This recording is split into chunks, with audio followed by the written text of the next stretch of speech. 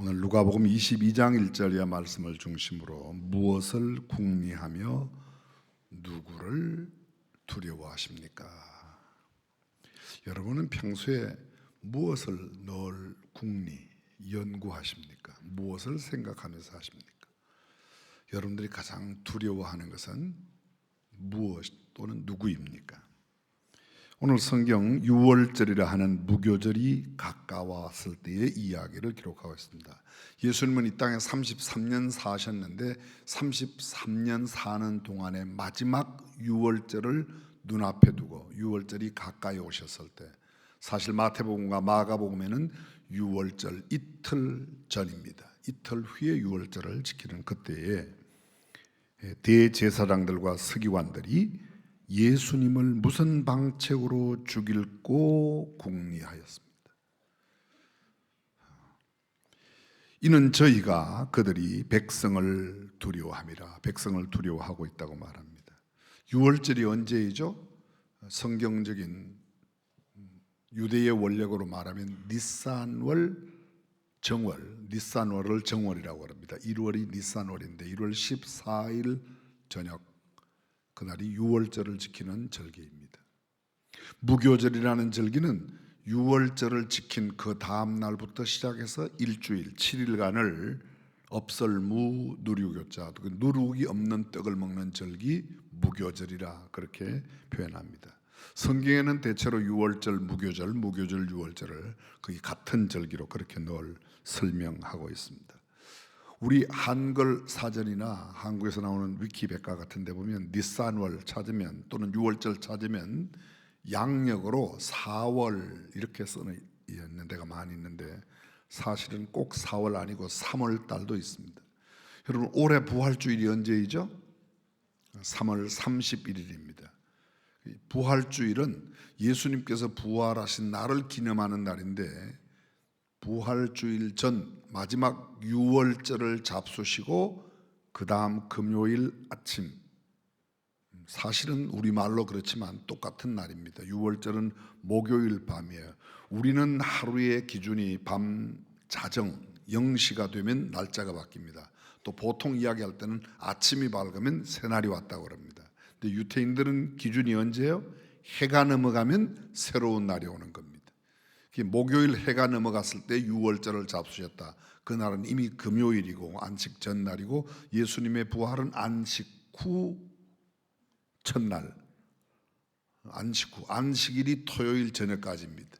토요일 저녁에 해가 넘으면 안식 후 첫날 주일이 돌아오고, 그 주일 새벽에 예수님이 부활하셨기 때문에 부활주일 보통 3일 전, 우리 세는 날짜로 만 이틀이 안 됩니다만 그 6월절을 이야기합니다.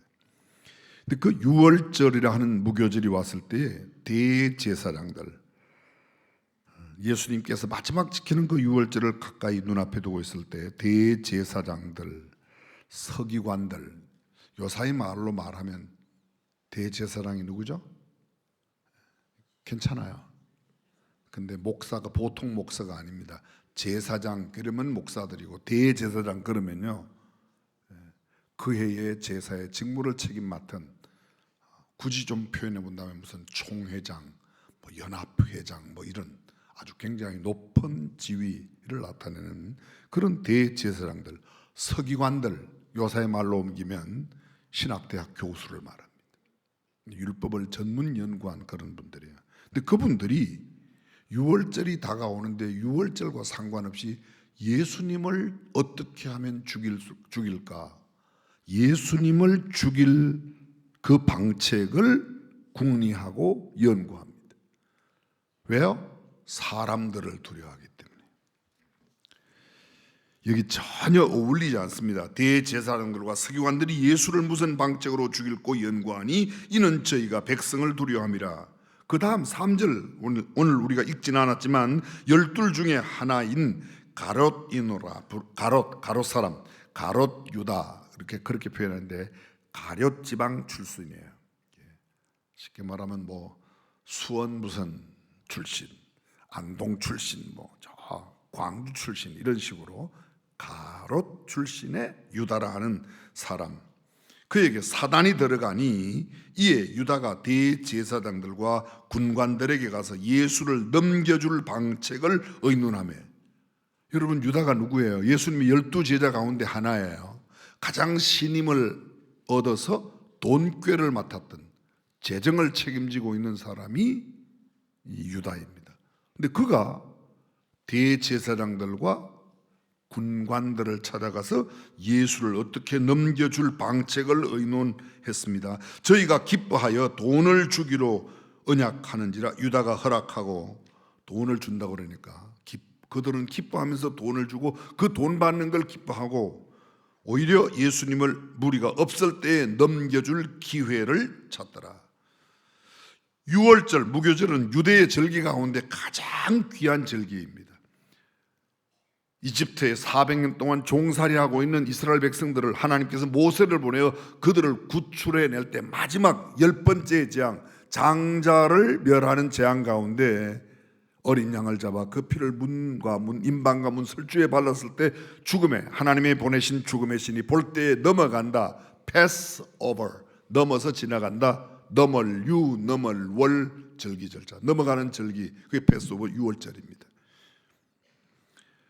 절기와 대제사장들의 관계, 이 대제사장들은 절기 때가 되면 가장 바쁠 때요. 절기를 준비하고 그 제사를 지내기 위해서, 그 절기를 지키기 위해서 수많은 일들을 감당해야 합니다. 서기관들 마찬가지입니다.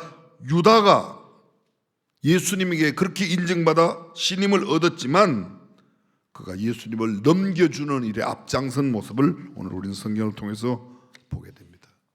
자, 여러분, 일반적으로 생각할 때 인생의 목적이 뭐야? 인생의 삶에 가장 의미 있는 삶, 인생의 궁극적인 목적이 뭐죠? 소교리 문답 제1번, 인생의 목적이 무엇이뇨? 정답이 뭐야? 하나님을 영화롭게 하고 영원토록 그를, 하나님을 기뻐하는 것이라고 말해요. 하나님을 영화롭게 해드리고 영원토록 하나님을 기뻐하는 거예요. 돈이나 명예나 권세나 지위, 세상의 어떤 쾌락을 기뻐하는 게 아니라 하나님을 기뻐하는 것. 언제까지? 영원토록. 그것이 인생의 목적이라고 이야기하고 있습니다. 다시 말하면 하나님을 영화롭게 한다. 무엇으로? 예배 드리는 거죠. 예배 드리는. 하나님이 가장 기뻐 받으시는 예배를 드리는 겁니다. 찬양 드리는 겁니다. 굳이 우리말로 말하면 기도하고 하나님 앞에 예배 드리는 이 모든 거룩한 구별된 행위, 이것이 하나님을 영화롭게 하는 겁니다. 이스라엘 백성들, 조금 전 설명드렸던 애굽에 400년 동안 종살이하였는데 모세로 하여금 그들을 인도해냅니다. 왜 하나님께서 이스라엘 백성들을 애굽에서 인도해내시죠? 출애굽기 5장 1절은 이렇게 기록되어 있습니다. 모세와 아론이 바로에게 이르되 이스라엘 하나님 여호와의 말씀이 내 백성을 보내라. 그들이 광야에서 내 앞에 절기를 지킬 것이니라. 뭐를 지켜요? 절기. 절기가 뭐 하는 때예요? 하나님 앞에 특별한 제사를 드리는 거예요. 신약의 말로 말하면 하나님 앞에 뭐예요? 예배 드리는 일. 예배 드리기 위해서 이스라엘 백성들을 애굽에서 건져내시겠다는 겁니다. 출애굽기 5장 3절입니다. 여호와께 희생을 드리려 하오니. 이 백성들을 이끌고 나가 여호와께 희생을 드린다. 희생이 뭐예요? 제사, 희생 드린다는 거예요. 신약의 말로 예배 드리기 위해서 희생. 실제로 예배가 희생입니다. 실제로 제사가 희생이에요. 왜요? 제물 자체가 드리는 거예요. 시간을 드리고 마음을 드리고 정성을 드리고 우리의 물질을 드리고 헌금을 드리고 그 예배 자체가 드림을 바랍니다. 그래서 예배의 가장 중요한 것은 사실 오해하지 마십시오. 설교가 아니에요. 드림이에요. 드림. 우리의 마음과 정성을 예배 드리러 와요? 설교 들으러 와요? 근데 다 여쭤보면 그러지만 우리 교회 와, 우리 교회 설교가 좋아, 설교가 좋아. 예배 드리러 오는 거지 설교 들으러 오는 게 아니에요. 8장 1절입니다. 출애굽기. 여호와께서 모세에게 이르시되 너는 바로에게 가서 그에게 이르기를 여호와의 말씀에 내 백성을 보내라. 그들이 나를 섬길 것이니라. 뭐 할 것이다? 섬긴다는 게 뭐예요? 예배한다는 거예요. 제사한다는 겁니다. 예배를 영어로 표현할 때 여러 가지 worship 이런 것도 있지만 서비스, 섬김이라고 표현합니다. 9장 1절 똑같습니다. 8장 1절과 9장 1절 말씀이 똑같습니다. 그 백성들을 인도하여 하나님을 섬길 것이니라. 10장 3절 모세와 아론이 바로에게 들어가서 그에게 이르되 히브리 사람이 하나님 여호와께서 말씀하시기를 네가 어느 때까지 내 앞에 겸비치 아니하겠느냐, 내 백성을 보내라, 그들이 나를 섬길 것이니라. 바로에게 말합니다. 내가 언제까지 그렇게 교만해? 왜 겸손하지는 못해? 언제 백성을 보낼래? 그들을 보내어 나를, 하나님을 섬기라고 말합니다. 창세기 12장에 하나님께서 갈대아 우르에 있는 아브라함을 불러내십니다. 여호와께서 아브라함에게 말씀하시되 내가 네게 지시하는 곳으로 가라. 왜요? 왜 거기로 가라 그래요? 지시하는 곳에 가서 아브라함이 하는 일이 뭐예요? 우리는 이미 알고 있습니다. 아브라함이 가는 곳곳마다 단을 쌓고 여호와의 이름을 불렀더라. 오늘날 말로 바꾸면 뭐 했어요? 예배한 겁니다. 모리아 산에 가서 한 일도 예배였습니다. 제사였습니다. 내가 네게 지시할 땅으로 가라. 아브라함이 가는 곳곳마다 단을 쌓고 이름을 불렀던 그 예배의 행위, 그렇습니다. 오늘 그리스도인들에게 가장 중요한 때가 언제예요? 월화수목금토주일. 사실은 우리는 이렇게 돼 있어요. 주일, 월화수목금토. 주일, 월화수목금토. 하나님은 온 우주 만물을 6일 동안 만드시고 제7일에 쉬셨습니다. 사람은 여섯째 날 만들어지고 안식부터 시작하셨어요. 만들어지면서 쉬고 그리고 일한 거예요. 오늘날로 말씀드린다면 하나님은 안식일에 쉬셨지만 우리는 주일 예배드리고 월화수목금토. 지난 한 주일 세상에 살다가 오늘 주일 왔습니다. 그 말도 틀린 말은 아니지만 정확하게 표현하면 한 주일의 첫날 먼저 하나님 앞에 예배드립니다. 이 한 주간도 영적인 힘으로 살아가게 해 주십시오. 그게 성경적인 기도라는 거죠. 진정한 그리스도인의 삶, 예배 중심이어야 합니다. 예배 없는 그리스도인 있을 수가 없습니다. 모든 그리스도인들의 매일매일 매 순간순간은 영적인 의미에서의 유월절이어야 된다는 거죠.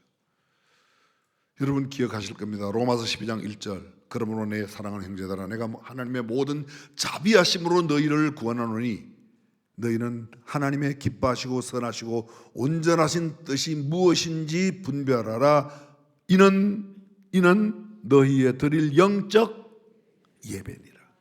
매일의 삶 가운데서 꼭 예배할 때 눈을 감고 기도하고 예물을 드리고 찬송 드리고 기도 드리고 뭐 말씀 듣고 축도, 그것만이 아니고 일반 일상 생활 가운데 무엇이 하나님의 뜻인가 정말 기뻐하시고 하나님께서 기뻐하시고 하나님께서 선히 여기시며 하나님께서 인정하시는 삶이 무엇인가를 생각하며 살아가는 삶의 태도, 일상의 삶이 예배가 되어야 된다는 겁니다.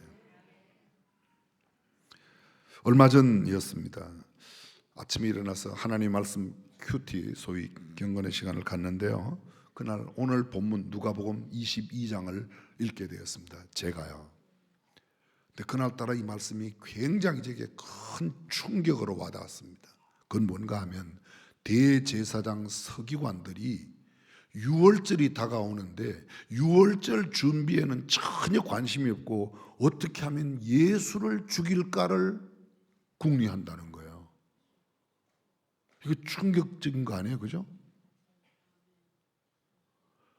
쉬운 말로 말씀드릴게요. 목사가 주일이 돌아오는데 예배 드릴 준비 이런 건 전혀 안 하고 어떻게 하면 예수 죽일까 이딴 생각을 한다는 거예요. 이게 말도 안 되는 거 아닙니까? 그 다음 구절은 뭐예요? 가룟 유다가 예수님께 인정받고 신임을 얻어 돈꾀를 맡을 만큼 신실했던 그 가룟 유다가 예수님을 어떻게 돈 받고 팔까를 방책을 세우고 있는 겁니다. 순간 이런 생각이 들었어요. 나는 지금 어떤 사람인가? 나는 지금 어떻게 살고 있는가? 나는 유월절을 잘 준비하며 지키고 있는가? 구원의 감격 속에 예배를 드리는 그런 삶을 살고 있는가? 아니면 하나님과 대적되는 일, 하나님을 배반하는 일, 내 신부가 내 이름, 내 위치에 맞지 않는, 전혀 걸맞지 않는 엉뚱한 짓을 하고 살아가고 있는 것은 아닌가? 격에 어울리지 않는 삶을 살고 있는 것은 아닌가? 전혀 상식적으로 이해할 수 없는 그런 생각과 행동을 하면서 살고 있는 나는 아닌가? 도저히 상상할 수 없는, 어처구니 없는 그런 짓을 하면서도 모른 채 살아가고 있는 그런, 그 당시의 대제사장 서기관 가룟 유다와 진배 없는 그런 삶을 살아가고 있는 제가 아닌가? 깜짝 놀랐습니다. 대제사장들이 6월절이 다가오는데 예수님을 무슨 방식으로 죽일까를 연구하고 궁리한다? 저희들이 하나님을 두려워하지 않고 백성들을 두려워한다? 말도 안 되는 이야기죠. 대제사장 서기관들이 무슨 생각을 하고 무슨 연구를 하고 무슨 궁리를 하고 있는가? 무슨 방책을 간구하고 있습니까? 예수님을 무슨 방책으로 죽일까를, 당장 예수님을 죽일 수 있는 방법이 뭐지? 어떻게 하면 예수님을 죽일까? 예수님 죽이는 대책을 짜고 있는 겁니다. 이게 그날 그때 대제사장만 그런 게 아니라 어쩌면 오늘도 그런지 모르겠습니다. 그냥 쉬운 설명 드려볼게요. 예배당 안에서, 교회 안에서 문제를 일으키는 사람, 교회 처음 오늘 나온 사람, 지난주에 나온 사람, 아니면 나온 지가 얼마 안 되는 새 가족이 교회에서 문제 일으켰다는 소식 들어봤어요? 그 교회는 새 가족이 교회를 깨가지고 갈라섰대. 하나도 없습니다. 역사 이래, 교회 역사 이래 새 가족이 교회에 문제를 일으킨 적은 한 번도 없습니다. 그런데 교회의 문제는 거의가 다 목사, 그 교회는 목사들이 싸운다며, 장로하고 목사하고 싸워가지고 깨졌다며. 그 목사 장로가 오늘 성경에 나오는 대제사장, 제사장, 서기관, 바리새인들 아닙니까? 어떤 깡패들이 와서 교회를 깬 게 아니에요. 어떤 세상의 몹쓸 집단들이 와서 교회를 깬 게 아닙니다. 교회 안에 있는 그들 가운데 누구요? 굉장히 높은 지위를 가지고 있는 대제사장과 서기관들이. 요한복음 8장 1절 이하에 보면 7장 마지막 절부터 여러분이 잘 아시는 내용이 나옵니다. 다 각각 집으로 돌아가고 예수는 감람산에 가시다. 다음날 아침 예수님께서 성전에 들어가시니까 수많은 사람들이 말씀을 듣기 위해서 왔습니다. 말씀을 듣는데 들어보십시오. 이튿날 아침 다시 성전으로 들어오시니 백성이 다 나오는지라 앉아서 저희를 가르치시더니 서기관들과 바리새인들이 간음 중에 잡힌 여자를 끌고 와서, 간음 중에 잡힌 여자를 끌고 와서 가운데 세우고 예수님께 말합니다. 선생이여, 이 여자가 간음하다가 현장에서 잡혔습니다. 모세는 율법에 이런 여자를 돌로 치라고 명하였는데 선생님은 어떻게 말씀하시겠습니까? 저희가 이렇게 말하면 예수를 시험하고자 함이라. 뭐 하고요? 근데 이 사람 예수를 시험하려고 지금 간음하다가 현장에서 잡은 여자를 끌고 왔어요. 누가요? 성경에 조금 전에 읽었죠. 누가요? 바리새인들과 서기관들, 신학 교수와 바리새인들. 바리새라는 말, 페르세스라는 말 자체가 분리주의자야. 무슨 말인가 하면요, 나는 너하고는 달라. 난 너처럼 그렇게 말 안 해. 난 너처럼 그렇게 행동 안 해. 나는 굉장히 괜찮은 사람이야. 구별된 사람이야. 성별된 사람이야. 그 사람이 바리새인이에요. 요새 말로 말하면 나는 나름 신앙생활 잘하는 사람이야. 그런 사람인데, 자 보십시오. 다 각각 집으로 돌아가고, 예수님께 말씀을 어저께 듣던 사람들이 다 집으로, 예수님은 감람산에 기도하러 가셨습니다. 그런데 바리새인들과 이 서기관들은 어디 갔어요? 간음하는 현장 잡으러 간 거예요. 이게 어울리는 말이에요? 이게 바리새인들에게, 이게 서기관들에게, 신학 교수에게, 이게 성경 잘 알고 말씀 잘 지키는 사람들에게 어울리는 행동이냐고요? 아니라는 거죠.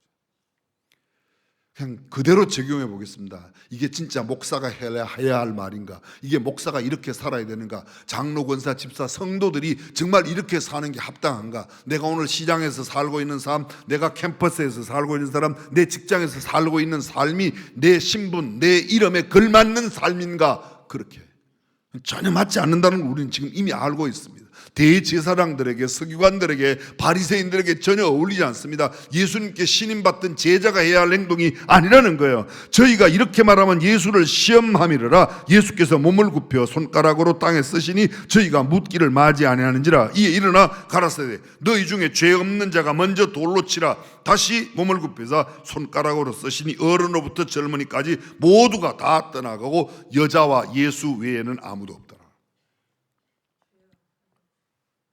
그렇게도 신임받았던, 그리하여 돈꾀를 맡았던 가룟 유다에게 사단이 들어갔습니다. 그러니 그 사단이 들어간 순간 그렇게도 신임받던 그가 이제는 예수님을 돈 받고 넘겨줄 생각을 하는 겁니다. 생각이 뭐예요? 예수님 어떻게 죽일까? 그걸 생각하는 거예요. 유대인과 군관들에게 예수님을 넘겨줄 방책을 의논하며 저희가 기뻐하여 돈을 주기로 언약하는지라. 대제사장과 서기관들 무슨 방책으로 예수님을 죽일까? 그걸 연구하고 그걸 궁리하고 그걸 고민하고 그것 때문에 지금 끙끙 전전긍긍하고 있습니다. 백성을 두려워하죠. 가룟 유다 대제사장들과 군관들에게 가서 예수님을 넘겨줄 방책을 의논하고 돈을 받기로 합니다. 그랬더니 그들이 기뻐하면서 돈을 주었다고 말합니다. 하나님보다 지금 백성을 두려워하고 있어요. 백성을 두려워한다는 이야기 제가 좀 뒤에 다시 설명하겠습니다. 가룟 유다 돈을 받기로 하고, 당시 일반적 그 유월절을 지키는 모습이 역사가 요세푸스에서 기록된 내용이 있습니다. 유월절을 지킬 때 어떻게 하는가? 유월절이 다가오면 벌써 몇 달 전부터 유월절 지키러 예루살렘으로 오는 사람들을 위해서 예루살렘으로 향하는 거의 모든 길 도로 정비를 합니다. 교량을 안전 점검을 해요. 수많은 사람들이 오기 때문에 혹시 그 다리가 무너지지 않도록 길가에는 있는 무덤들 다 정리합니다. 왜요? 예배 드리러, 제사 드리러 올 때 무덤을 잘못 지나다가 혹시 부정하게 되면 제사를 드릴 수 없으니까 그렇게. 뿐만 아닙니다. 유월절 순례객들을 위해서 순례길, 그 순례자들이 오는 모든 길 위에 하얀 석회로 아예 그냥 덮어버립니다. 왜요? 부정한 것이 타지 않도록. 1개월쯤 전부터는 회당에서 유월절을 가르치기 시작합니다. 어린아이들에게. 회당이 뭐예요? 율법 학교예요. 근데 율법 학교에 다니고 있는, 요사이 이스라엘에 가면 탈무드, 거기는 국민학교라고 하지 않고 탈무드 학교라고 합니다. 유대인들은. 근데 그 탈무드 학교에서 탈무드를 가르치는 것처럼, 유대인의 지혜를 가르치는 것처럼 이 사람들은 회당에서 유월절을 어떻게 지키는가를 가르칩니다. 성경을 자세히 보시면 처음 유월절을 지키고 났을 때 훗날 너희의 자손들이 이것이 뭐냐고 묻거든 이렇게 일러주어라. 기억나실 거예요. 요단강을 건넌 뒤에 요단강 가운데서 취하였던 12개의 돌을 길갈에 세우고 훗날 너희의 후손들이 이 돌이 뭐냐고 묻거든 하나님께서 요단강을 육지처럼 건너게 하신 일을 일러주어라. 기억나십니까? 아말렉 전투에서 그들이 이겼습니다. 그 전투에서 이긴 것을 다 기록하여 훗날 너희의 후손들이 묻거든 어떻게 하나님께서 이 전투를 이기게 하셨는지. 모세의 손이 올라가면 그들이 이기고 모세의 손이 내려면, 그래서 아론과 훌이 모세의 손을 들어 전쟁을 승리했던 그 이야기를 자자손손 일러주어라. 유월절 어린 양에 대해서, 유월절의 절기에 대해서 일러주어라. 그래서 한 달 전부터 유월절이 다가오면 모든 회당에서는 그것을 가르칩니다. 또 있습니다. 유월절을 남겨두고 이틀 전이 되면 누룩을 찾습니다. 예배를 드리는 성전뿐만 아니라 집안 구석구석 다 뒤쳐서 누룩을 제하라. 너희 누룩을 제하라. 이 누룩은 죄악을 상징하는 겁니다. 점점 퍼져나가죠. 그 누룩을 제하라. 그들은 다 등불을 들고, 누가요? 제사장들이, 대제사장들이, 가정의 가장들이 등불을 들고 누룩을 다 정리해서 온전하게 깨끗한 마음으로 누룩 없는 떡을 먹으며 유월절을 지키는 겁니다. 예루살렘 성박 24km 이내에 살고 있는 모든 유대인들은 유월절에 예루살렘으로 옵니다. 아니, 이 사람들만 아니고 세계에 흩어져 살고 있는 디아스포라 유대인 남자들 가운데서 평생의 소원이 뭔가? 예루살렘에 가서 유월절 한번 지키는 거예요.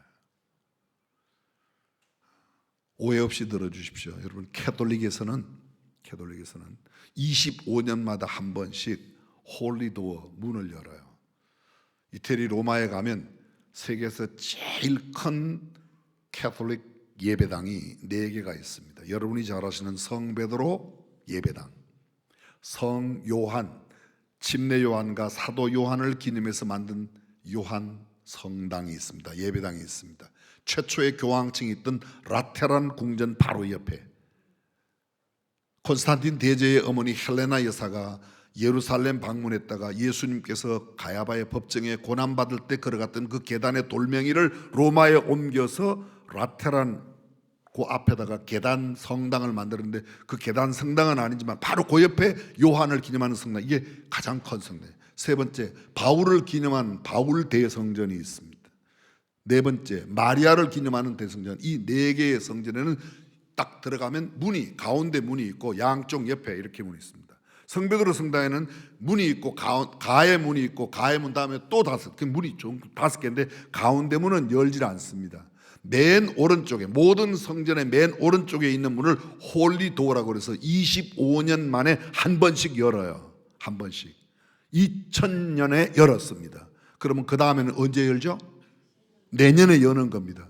내년에는 가능하면 로마 갈 생각하지 마세요. 매어 터지게 올 거예요, 전 세계에서. 왜? 이 홀리문이 열릴 때 홀리문을 들어가면 내 모든 지연죄를 용서받는다는 성경에 없는 이야기지만 캐톨릭은 그걸 그렇게 믿어요. 그래서 내년도에는 전 세계 캐톨릭 성도들이 로마로 엄청 몰려갈 거예요. 엄청 몰려갈 거예요. 내년은 피하시는 게 좋아요. 예배당에 나오니까 설교 시간에 별걸 다 팁을 드리죠. 여러분, 우리의 죄가 그 문 안에 들어간다고 없어지는 게 아닙니다. 우리의 죄를 주님 앞에 회개하고 자백하고 예수 그리스도의 보혈만이 우리의 죄를 깨끗게 하실 수 있는 줄로 믿습니다. 다른 이로서는 구원을 얻을 수 없나니 천하 인간의 구원 얻을 만한 다른 이름을 너희에게 주신 일이 없음이니라. 예수 그리스도의 보혈 이외에는 결코 죄를 구원받지 못합니다. 그렇습니다. 그런데 사람들은 야간 유월절을 지키기 위해서, 저는 유월절을 지키기 위해서 흩어져 있는 디아스포라들이 예루살렘을 찾는 것이 잘못됐다 그런 이야기를 하는 게 아닙니다. 홀리문을 들어가는 것이 잘못됐다 그런 이야기를 하는 게 아니에요. 그건 그러나 죄 씻음 받는 건 아니라는 것은 말씀을 드려야죠. 그거는 전 세계에 흩어진 이 디아스포라, 유월절 지키는 예루살렘에 평생에 한 번 오는 것, 소위 이게 버킷리스트입니다. 그들에게 있어서 얼마나 소중한 생각인지 몰라요. 네로 시대에 팔레스틴을 다스렸던 로마 정부의 총독이 일제시대에 총독을 보낸 것처럼 총독이 게네시스라는 총독이 있었습니다. 근데 얼마나 많은 사람들이 몰렸냐. 평소에 팔레스틴을 다스리고 있는 총독은 가이사랴에 있습니다. 가이사랴 총독부가. 그리고 예루살렘에는 그저 군인 몇 명이 가서 지키는데, 예루살렘 이 절기가 되면 6월절에 수많은 사람들이 오니까 그때는 상당히 많은 군인들이 오는데, 이 총독이 도대체 얼마나 많은 사람이 오는가를 계수를 했어요. 네로 황제에게 보고를 하려고. 그럴 때 보통 6월절에 잡는 양의 수를 헤아리면 어느 정도가 오는지 알 수 있다는 거죠. 6월절에 가장 큰 재물이 양이에요. 양을 잡아 드릴 수 없는 사람은 뭘 해요? 비둘기를 잡아요. 근데 양 한 마리는 잡을 때 기본적으로 최소한 10명 이상이 되면 양을 잡습니다. 양을 잡아요.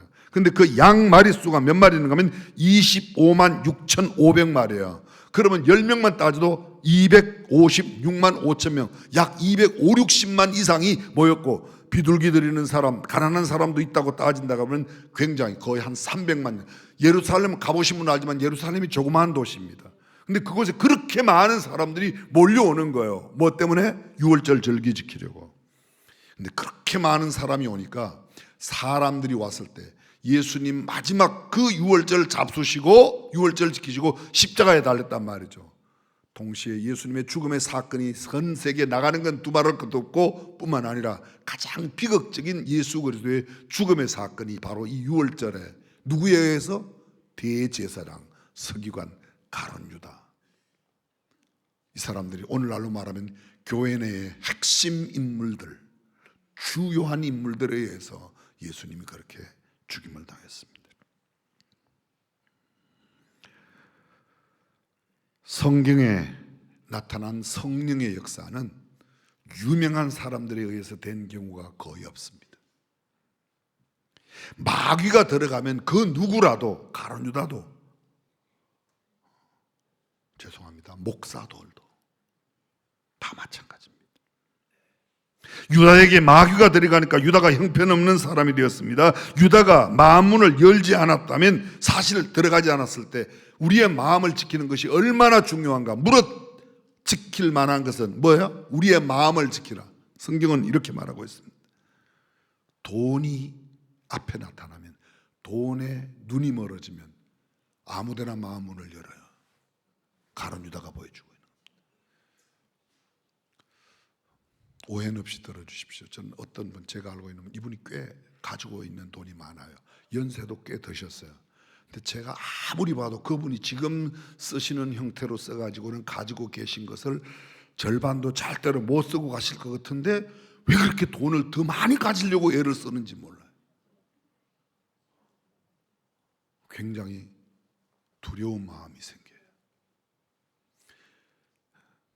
나이가 들거든 나누고 베푸는 일에 써야 될 터인데, 나이가 들어도 더 모으려고 하고 돈에 자꾸 관심을 많이 두면 가룟 유다 될 가능성이 높습니다.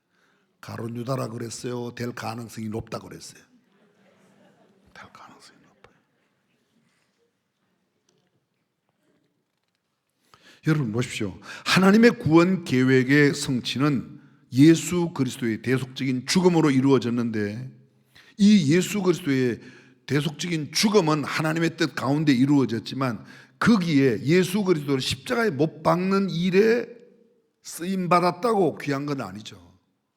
대제사장, 서기관, 바리새인들, 가룟 유다, 어떤 사람은 그래, 가룟 유다가 예수님을 팔았기 때문에 우리가 구원받았다. 시잘데기 없는 소리. 가룟 유다 예찬론을 펴요. 그 대제사장이 그렇게 했기 때문에 뭐 우리가 구원받았으니까 예수님 뭐라고 그러세요? 가룟 유다는 차라리 나지 않으면 좋을 뻔했다고 말하는데, 나쁜 일에 쓰임 받는 것을 이상하게 해석하는 잘못된 해석입니다.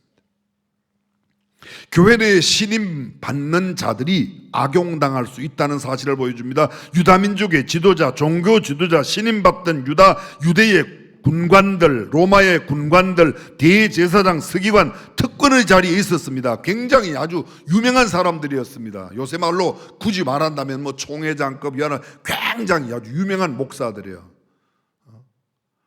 신앙생활을 오래 한 사람들입니다. 그런데 그들이 예수님을 십자가에 못 박았습니다. 성직자, 총회장, 총재, 연합회장, 회장, 지위가 높은 분, 계급이 있는 분, 의사결정을 하는 대표자들. 근데 여러분 예수님을 잘 보십시오. 예수님 주변에 누가 있었어요? 세리가 있었습니다. 어부가 있었습니다. 예수님 자신이 목수였습니다. 서민들이 있었습니다. 가난하고 병든 사람들이 예수님 곁에 있었습니다. 도움이 필요한 사람들이 있었습니다. 죄인이라고 정죄받은 그런 사람들이 예수님 주변에 있었어요. 대제사장, 서기관, 바리새인, 백성의 장로들, 율법사들, 관원들, 고관 대작들, 그들이 아니었습니다. 오히려 그들은 늘 주님께 책망받았습니다. 열둘 중에 하나인 가룟 유다에게 사단이 들어갔을 때 그 누구에게도 들어가지 않았던 그 사단이 유다에게 들어갔더니 유다가 형편없는 사람. 저는 유다에게 사단 들어간 거 보면, 사단은요, 아까도 말씀드렸지만 새 가족들에게 안 들어가요. 별로 안 들어간다면 좀 곤란한 거고, 별로 사단도 알아요. 누구한테 들어가야 효과적으로 나쁜 일을 할 수 있는지를 알아요. 그래서 주로 들어가면 누구한테 들어가겠습니까? 할 수만 있으면 담임 목사한테 들어가려고 애쓰겠죠? 그래서 여러분 기도해 주십시오. 교회 누구에게? 소위 중진들에게, 오래된 사람에게, 장로님들에게, 권사님들에게, 회장님들에게, 의사결정권자들에게 사단이 들어가요. 그래야 무슨 일이 되니까. 그래서 지도력을 위해서 기도해야 된다는 겁니다. 사랑하는 성도 여러분, 저와 여러분들은 지금 어떻게 살고 있습니까? 무엇을 궁리하고 계십니까? 하나님을 두려워하십니까? 사람을 두려워합니까? 대제사장들, 당시에 가야바 법정에 있었던 빌라도 총독, 이런 사람들, 그들 모두는 다 사람들을 두려워했습니다. 아내를 통하여 당신은 그 사람의 피에 대해서 아무런 관여하지 말아라. 그런데도 백성들의 밀란이 날까 두려워 예수를 십자가에 못 박으라고, 예수의 십자가로 못 박던 그 무리들이 바로 대제사장, 서기관, 바리새인들이었습니다. 오늘 저와 여러분들이 정말 내가 신앙생활할수록 더 조심하며 살아야 되는구나, 더 내 자신을 지키는 일에 주의 성령님의 도우심을 구하고 살아가는 우리 모두가 될 수 있기를 주님의 이름으로 축원합니다.